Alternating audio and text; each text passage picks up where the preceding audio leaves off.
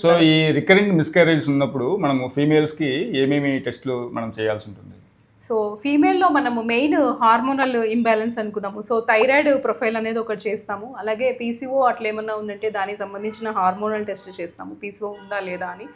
అలాగే స్కాన్ చూస్తాం, ultrasound scan, transvaginal స్కాన్లో, 3D స్కాన్లో మనకి ఏమైనా ఫైబ్రాయిడ్స్, అడినోమైసిస్లు, అడెషన్స్ ఏమన్నా ఉన్నాయా అనేది చూస్తాము. అట్లాగే మనం హిస్ట్రోస్కోపీ అనేది అడ్వైస్ చేస్తాం. హిస్ట్రోస్కోపీలో ఏమన్నా ఇన్ఫెక్షన్స్ కానీ, అడెషన్స్ కానీ, యాషర్మెంట్ ఇట్లా ఏమన్నా అసోసియేట్ ఇండెంట్ సబ్మ్యూకోజల్ ఫైబ్రాయిడ్ కానీ, పాలిప్స్ కానీ ఇవేమన్నా ఉన్నాయా అవన్నీ మనకి హిస్ట్రోస్కోపీలో ఎవాల్యుయేట్ చేస్తాము.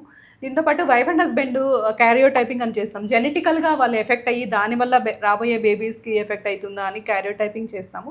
ఇంకా ఆటోఇమ్యూన్ డిసీజ్ అంటే యాప్లా, యాంటీపాస్పోలిపిడ్ యాంటీబాడీ సిండ్రోము, యాంటీన్యూక్లియర్ యాంటీబాడీస్ ఇవన్నీ మనం టెస్ట్ చేస్తాము. అట్లాగే థ్రాంబోఫీలియా, రక్త కణాలు అవన్నీ బ్లాక్ అయ్యి మనకి అవుతున్నాయి అంటే దానికి సంబంధించి కూడా థ్రాంబోఫీలియా ప్రొఫైల్ అని ఉంటుంది. సో ఇవన్నీ బ్లడ్ టెస్ట్లే ఉంటాయి. ఈ బ్లడ్ టెస్ట్ చేస్తే వీటిలో మనకి ఎక్కడ ప్రాబ్లం అనేది మనకి తెలుసుకోవచ్చు.